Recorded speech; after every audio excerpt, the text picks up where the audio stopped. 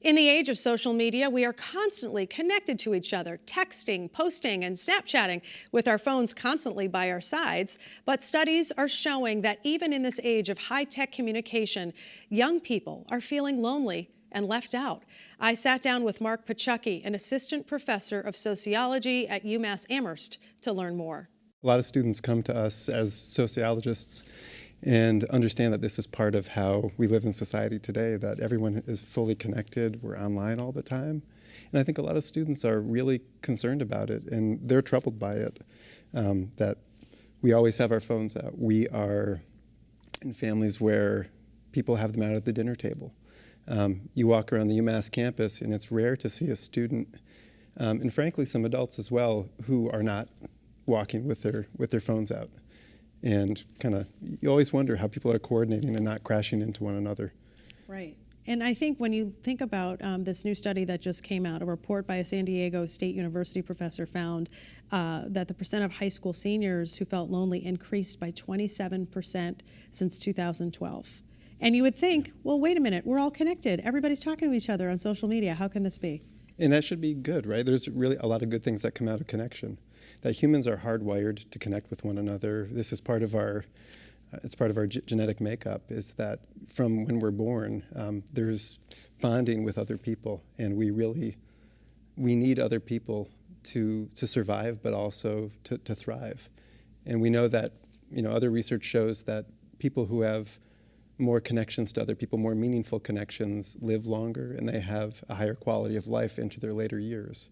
And so I think this is especially why this particular study that you're mentioning is so troubling, because it alludes to something that it's problematic with the social fabric, that you have these screens, you have these electronically mediated interactions that are doing something actually quite damaging, many of us think, to how we live with one another, how we coexist, how we interact with one another. And when you say damaging, you mean because people, or especially young people, don't know how to go out and hang out, don't know how to, just, call up a friend and do something in a social setting? Well, I think that's part of it. I think the number of youth, and I'll just use the term youth broadly to say anyone under the age of 25, the number of people that actually pick up the phone and call one another has dropped staggeringly, I think, since even the 90s.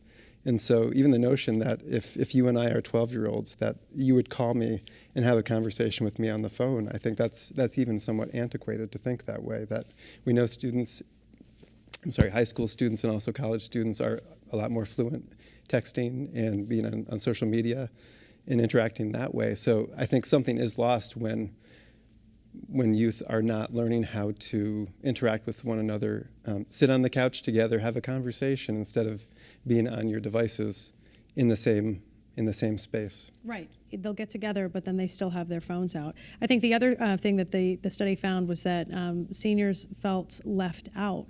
There was an increase by 30%. And you can see how this happens with social media. A group of kids gets together. A few kids are not included, but still it's up on the Snapchat story and everybody can see it. I mean, obviously, kids are realizing that, they didn't make the cut, for that event. No, and that can be very damaging, I think, psychologically. There's an interesting thing about the phase of adolescence. This is an interesting developmental period of our lives, because socially, there's a lot of catching up that happens. There's a lot of development that happens.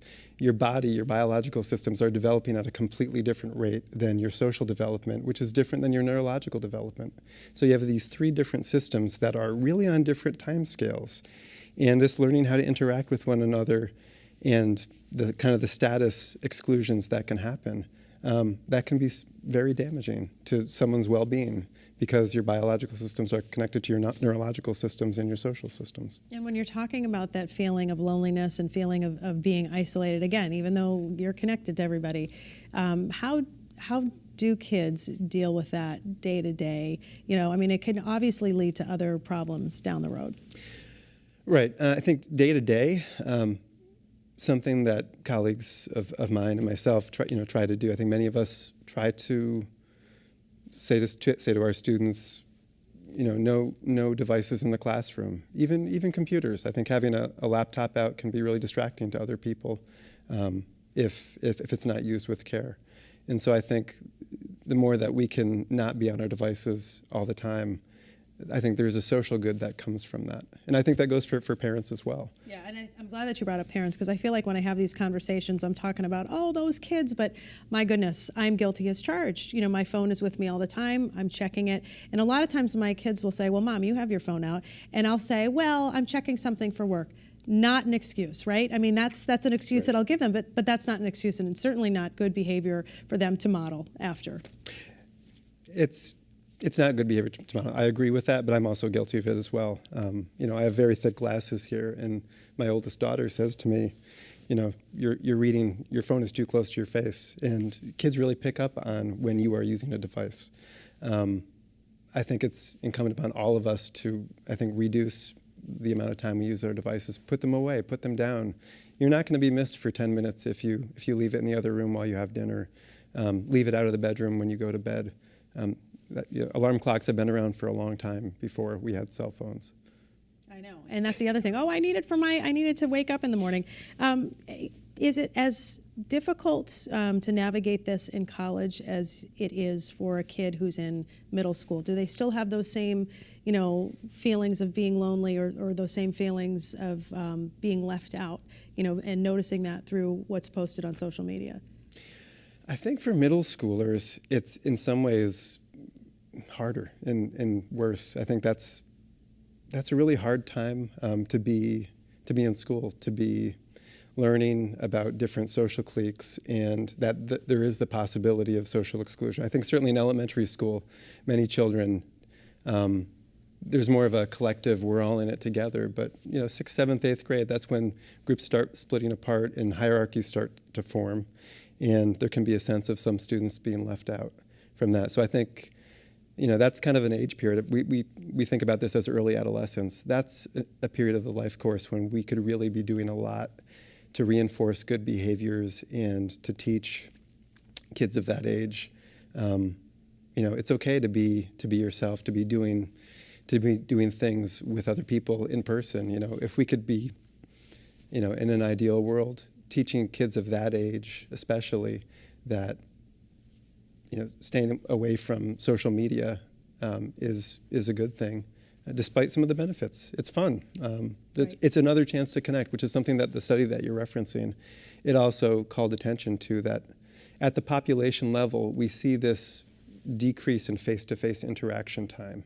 At the individual level, what it looks like is that those people who are connecting online also have a fair amount of connection face-to-face, which is a little bit of a contradiction in terms, but the study was quite well done, and it was very rigorous. So it is a useful tool. You do reach out to people maybe you haven't talked to in a long time, but sure, there's a yeah. balance, right? I mean, pick up the phone and call your friend as opposed to just texting all the time. I mean, there's got to be other practical, advice for us, to kind of navigate through this whole world. Absolutely. I mean, I think getting together, not having phones around. Encouraging that for among our kids and among our students, teaching them that your life is not going to end if you don't look at your phone for the next half hour. It's a hard thing, but the responsibility starts with all of us. Right, and I think the social media component also, I think, is hard because, you post your best picture, right, on social media, your best self, and I think sometimes people look at that and say, there's no way I could live up to that person, because look at how perfect that person is. And that's a difficult thing. I think showing ourselves in more unguarded moments. I left the house this morning kind of in a rush, and that's okay. I'm not looking my best today, or if I am, it doesn't matter either way. I think showing ourselves, warts and all, is an important part of just being real with one another, and I think that's a lesson that I think a lot of early adolescents would really benefit from, and I know that they teach this. I think some of the middle school teachers that I know, they're really, really good at this, and this is a message that they really believe in.